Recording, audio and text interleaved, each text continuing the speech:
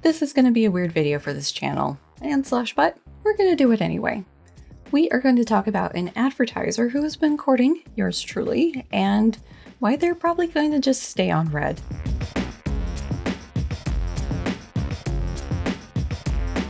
This video made possible thanks to the continuing support of viewers, patrons, and PayPal pals like you. Thanks! We're going to peel back the curtain on this YouTuber job, because for some things, once you learn how the sausage is made, you start seeing the animal parts everywhere. Hi, if you're new, I instinctively go with metaphors that tend to take disturbing turns. Subscribe for more! Seriously though, I make edutainment, meaning it's aiming to be both educational and entertaining. I am out of the super awkward early small channel phase and have moved into the established small channel phase. And before you say anything, it kills me when somebody with a silver play button sitting somewhere behind them calls themselves a small channel. My play button is paper because it was made for me by my friends for my birthday. And while I do love it, I wish it had a silver sibling. And this C-list YouTuber has been getting advertising requests for almost as long as I've had the channel. The majority of the requests are for sketchy products from people with English skills and an even worse ability to pitch the idea. Like this email, where they think my channel, which is largely focused as of late on debunking the bad psychology of a certain Canadian psychologist, would be the perfect place to promote kids' toys. Like, they're not even doing the bare minimum of pretending to know what me or my videos are like. Instead just saying, hey, promote our toys on commission. Usually they'll put in a hint of effort, like at least saying something nice about my videos and going on to say I should advertise their product on a platform I haven't used.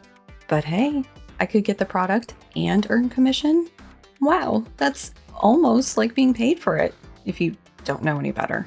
But enough about these random junk emails. Let's get to the ones that piqued my interest enough to do some research on what they were offering and make a video on this topic. I was first contacted by TrovaTrip in February. As far as these emails go, they're definitely a cut above the norm I get. There's some info about the company, what they want from me, and even a picture of a person sending me the email. I checked, and this isn't an AI-generated picture or seemingly stolen. A quick reverse image search turned up the LinkedIn page with matching info for her. She's apparently still in school for an architecture degree, so that's cool. Good on her. See what I mean about the flattery, though? Quote, "Your content has truly captivated our attention. Your seamless connection with your audience leaves us in awe. That previous video, hyperlink, absolute gold." They even threw in, quote, "cognitive psychology advocate." So they at least tried, even if it's still clear they haven't really engaged with my stuff. It's the little touches, you know, that make it feel like a person had a hand in copying, pasting, and editing a template email.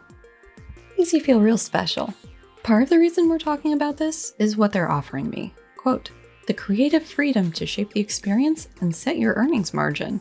On average, our hosts earn $6,000 to $12,000 per trip, which could even go over $20K for a big trip. That is so much more than a sketchy mattress topper and the promise of sales commissions. That is a solid chunk of cash." Money! As I'm sure you know, a lot of YouTubers do ad reads in their videos. I am not one of them for a couple reasons. First, aside from this, the offers I've got have been shit.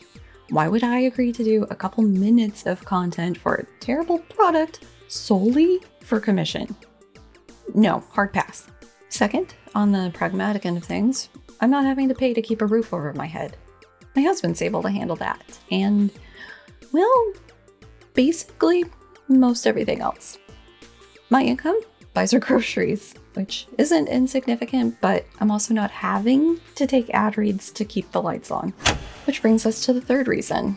Because of that relatively privileged space, and I say relatively because we can't afford to do things like buy a place and stop renting, or go on vacation in Europe, or go on vacation, I can afford to be choosy in what offers I take. My base criteria is it be something that I already use or would definitely use were it in my life. So with my picky basic ass, that narrows down the field of potential advertisers I'd want to hear from to pretty slim pickings there. So I like my video card. NVIDIA, hit me up. Like my camera and the lens, those are nice. Monitor, pretty basic when it comes to clothes, so okay, maybe the options aren't that limited, just really unrealistic. The final reason is that I like having my content be my own. I'm not having to change things because an advertiser's unhappy with something. The only people I really worry about keeping happy are my Patreon supporters, because they are awesome people that let me do this job, and you can be part of the Awesome People Club by signing up today, link in description. Part of why they're awesome is they're pretty supportive of me making the content I want to make. Thorough debunking of Peterson? Hell yeah. A lengthy video on what the movie Tar reveals about academia? Sure, why not? Basic neuro or cognitive or perceptual stuff? Fuck yeah. That flexibility and freedom to make the content I want to make and care about, even if it's screwing me over in the algorithm, it's a great place to be. But trips are fun. I could use a trip. And be paid for doing this? I'm intrigued. Be paid several grand for doing this. And now I'm skeptical, my guard is up, and we're just gonna leave that email where it is. The next week, another email from the same person. Less spiel this time, but more links of other trips from other hosts. I did some digging we'll talk about in a sec after this email, but from what I saw, I decided, I'll pass. Just leave it be. A couple days later, and another email with another sample link. And finally, a week later, the last email I received about this amazing opportunity. Sadly, no more sample links. Just the reminder that, quote, this opportunity aligns seamlessly with what you already do daily, keeping your community directly connected with you, and being able to leverage that into a trip for me. I should probably make it clear that I don't think, or I'm not saying, that TrovaTrips is a scam. It's not like that company that was selling Scottish titles. People are actually going on these trips. One of the people I follow is hosting his second trip with them this year, apparently, so it must not be absolutely terrible. And from his pictures and what he said of the first trip, it seemed like people were mostly having fun. One thing I'm stuck on is if the trip cost is worth it. So a trip to Bali is around $2,000. Italy, you can do somewhere between $3,000 and $4,000. Iceland for $3,000. So I'm not sure. Like I said, I don't do vacation, so I don't know how much a vacation should cost. But those are the price ranges for trips, and that's not including airfare. So to put this in a comparison space that I do have experience with, I have merch. Link in description, fourth wall. And so I can set the prices however I want for them. And so I've been trying to set the prices based on what I see from other creators. Kinda. Yes, I put my prices above the base price of the item. That's how I make any money doing this. But we're talking a couple bucks here, $5 there. And if you're curious, like if you're gonna do this yourself, my pricing goat is Command Ticket. Even though I'm pretty sure he does drops instead of print on demand, and that changes the price of the items. And let's stay on task here. Once you know the base price of an item, you can see what level of markup people are comfortable with, and it can be pretty shocking. Like, we're talking twice that cost of the item, and that's including all of the printing and storage and all of that stuff. With my prices, the majority of what's paid goes to fourth wall. For the product itself, sourcing print vendors, handling the printing, handling the website, and all of the shipping and money stuff. I am very okay not having to deal with things like floating the funds on a full merch line drop that may or may not sell, resolving credit card issues, or doing things like mailing the product to people. So as an example, I do monthly thank you cards for patrons at the $20 or more a month if I have your address. If I don't have your address, I can't send you stuff, including stickers, not that one. Stickers. I've been doing this for less than a year, and I've managed to miss the first of the month once so far. And that it's only once is something of a miracle. So yes, I should not be in charge of mailing things to people. Fuck. Yes. So the bottom line I'm trying to communicate here is that for people who support me financially, I don't want more of their money to be coming to me than seems fair, especially if it's not transparent how much I'm getting paid. So let's talk about how the trip host is paid. According to the TrovaTrip website, the majority, so 60% of what a person pays goes to the trip operators. These are described as the people who make the trip happen, the tour guides and itinerary builders. I'll just say now that I can't find the hotel costs or food on this page, So I'm going to assume this category also includes that, which drastically cuts down on how much those people are actually being paid. The person with the social media presence is called the host, and they, quote, on average, receive over 20% of the revenue, although it's flexible based on what the host wants to charge. Quote, we trust our creator hosts to value their time appropriately. The final payout category is TrovaTrip itself, sitting at 15 to 20%. Oh wait, just kidding. 1% goes to the nonprofit Cool Effect, which has a good rating on Charity Navigator, but it's only based on the charity's financial health, and they're apparently delinquent with California's state regulations. What's the old adage about things seeming too good to be true?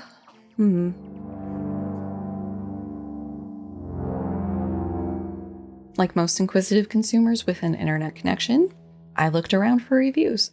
Well, they at least have a solid rating with the Better Business Bureau, so it certainly could be worse. They have a 4.1 rating out of 5 on the website TravelStride. But this is an interesting facet I noticed. This website indicates where the reviews are sourced from, with it looking like they're either coming from TravelStride or, quote, provided by TrovaTrip. This certainly leaves open the possibility for this review score to be inflated, as TrovaTrip could curate their own reviews. It's also interesting that the negative reviews here seem to be some of the negative reviews from Google, basically verbatim, which could indicate any number of things, really. Maybe TravelStride is pulling from Google directly and not sourcing for whatever reason. Maybe the angry customers are copying and pasting between sites. Who knows? Probably doesn't matter here. There is a Reddit post asking if the company curates their reviews in a subreddit called TrovaTrip Trauma. The post didn't see much activity, but in the responses, a couple people said they'd hosted trips. One said it was awful, and that the company had a, quote, no slander policy that prevents hosts from talking more openly about the bad stuff, and again, their trip was awful. The other noted the amount basically paid to the host on these trips and not going to make the trip better, although I have more to say on that in a few. For completeness and transparency, I'll include that the subreddit only has 3 posts, and the most active user in the subreddit is likely a burner account specific to this issue, as their posts have only been in that subreddit a year ago. While TrovaTrip's rating on Google is sitting at 4.5, I like to read the negative reviews as I think they can be pretty informative. Like, when I'm buying something, I read the reviews, especially the negative ones, because I want to know if it's going to fall apart on me or something bad, or if the majority of negative reviews are from people rating it negatively because they couldn't put together because they don't know how to use a screwdriver. I think I can distill the negative comments I read into a couple themes that probably reflect general issues with the company and the way it runs. First, it seems like the company has a very self-interested and beneficial refund and cancellation policy. So from the host perspective, there is an order that you're supposed to do things, and it starts with a survey of your people to see where they would be interested in traveling. Or if the host wants to go somewhere in particular, like, let's go to Egypt, you can pay a non-refundable deposit, I think it's like $500 or something, and say, we're going to Egypt, who's interested? And if the interest fails to interest, you're out that deposit. On the customer's end of things, if I'm understanding this process correctly, if there's a trip they're interested in, they can either pay in full at the start or just pay a deposit to sort of hold their spot. And this is the point in the process where a trip hasn't been confirmed yet, because there's a minimum head count for these things, and if that minimum isn't met, the trip doesn't happen. Negative comments here have indicated that these funds, either in partial or in full, haven't been refunded by TrovaTrip for whatever reason. Some have indicated that they received vouchers to use on future TrovaTrips with varying levels of pleasure at that prospect. You would think that these funds would be held in some sort of escrow account, so they could be refunded if the trip falls through, but the number of people saying that they got vouchers instead of a refund would suggest that this isn't happening. The second theme is that a number of reviews, even mixed into the positive ones, indicated a discrepancy, either between what was advertised and what was actually delivered, or between the cost of the trip and the perceived value that was received.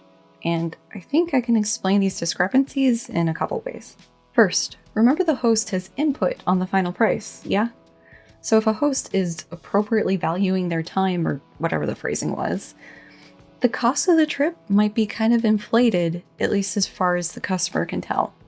Those funds are going directly to the host, not for improving the quality of the accommodations or whatever. Which is kind of funny to me, because a host is staying in the same hotels as the customers. So if they end up somewhere shitty, the host is suffering too.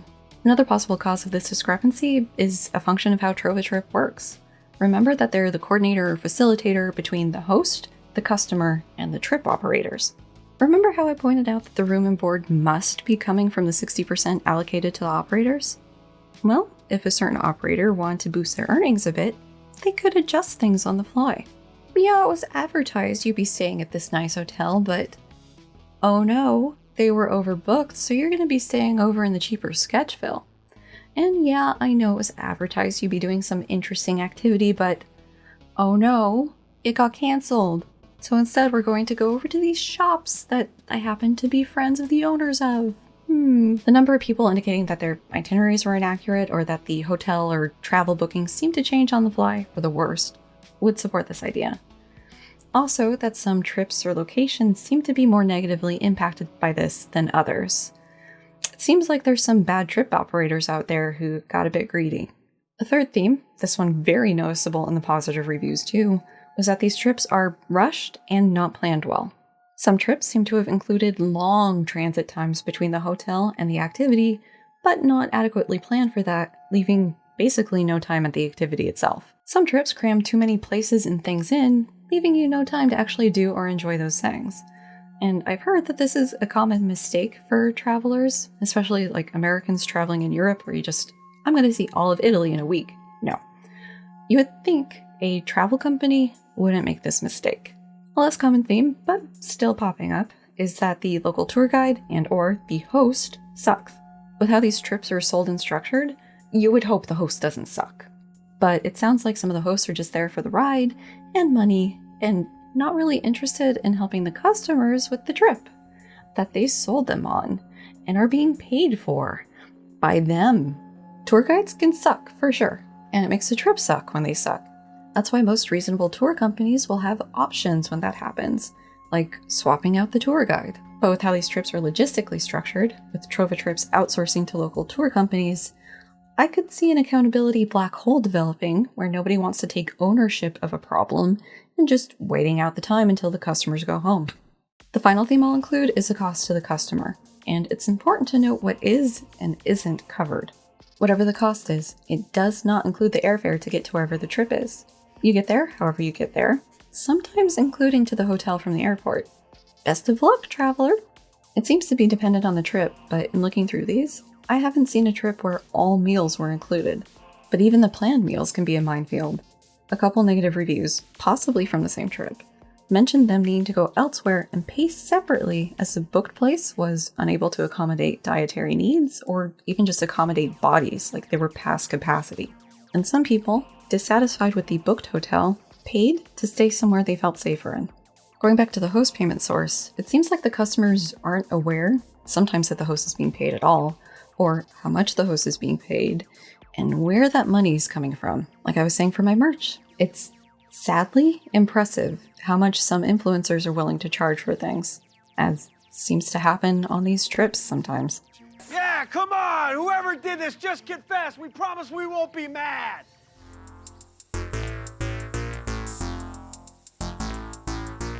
I've been a negative Nancy and skeptical Sally throughout this video, but there have been positives noted about traveling through this company. This is a way for someone who would otherwise be traveling solo to get some sense of safety of traveling with a group, particularly if they're a fan of the host. And it also takes some of the scariness out of planning the logistics for this trip. Yeah, you're basically traveling with strangers, but those strangers could turn into friends over the course of this trip. Oh, one other thing to throw in. There doesn't seem to be any sort of background or safety checks for the host or the other guests. They say that they vet their local operators, but they aren't exactly forthcoming about what that means on their website. I'm not saying this is currently an issue, just raising concern about it, especially as content creators being outed as predators of some form is a regular occurrence at this point. Another positive mentioned by a couple people is the potential for networking. It's worth mentioning that these people are also content creators in the travel space who went on a trip hosted by another travel blogger. And hopefully, people aren't going into these trips thinking they'll come out BFFs with the host, but it is an opportunity to get some real-world time with them. Sort of. Depending on the group size, you might not get to interact with the host that much, if at all. It still seems like there's a possibility that some people are doing this because they think they'll be able to launch their social media brand off the back of this trip and that host. So with all that said, I doubt I'll ever collaborate with TrovaTrip. Besides my baseline requirement for potential advertising partners being something I would use, there's also the issue of that brand influencing the perception of my own, like the fallout people experienced after more info for BetterHelp came out. Yeah, a lot of them have moved past it and are doing totally fine. Some of them still even doing ad reads for BetterHelp to this day. But for some viewers, myself included, that has dinged their credibility and value of their brand. There's enough things surrounding TrovaTrips that I'm just gonna steer clear of them. Free trip be damned. So yeah, those are some of the considerations and thought processes of this YouTuber when it comes to ad collabs. And just to say it, I'm not intending to direct hate or criticism towards people who do ad reads of any form on YouTube. Some people, criticism is warranted, especially if they just take any money thrown at them. But, the majority of people gotta pay bills, and this is how you have to pay bills on this platform. It's the reality of things. Hopefully you found this interesting. I know I tend to devour content of this nature from other creators. Hey, Max. In part because I still... Come here. In part because I still feel like an uninformed outsider when it comes to this whole social media influencer thing. Like, unless somebody makes a video on it, I'm not even going to know what sort of things I don't know to be able to ask questions to find out what I should know. Sadly reminiscent of my grad school days. Part of what made me think of doing this, besides wanting some extra time to completely read through the next book we're going to talk about, was catching a video by Pyrocynical talking about his experience working with Eris. He said they paid extremely well, but were a bit demanding, like insisting you incorporate a couple shots of you holding the bottle or working it into frame somehow. Once you know about those requirements, you start seeing them in other people's videos, or even kind of get clued into the weirdness probably happening for other sponsors. These little insights on how this job works can feel so rare, and I would hazard a cynical guess that at least part of it is because people don't want competition. If you say how you do it and how you build your social media platform, other people can do it too, and then you have competition. But not everyone guards their knowledge so jealously. Like, a friend wrote a guide on how to negotiate your ad rate based on CPM, or clicks per mile. Why is it mile? No clue.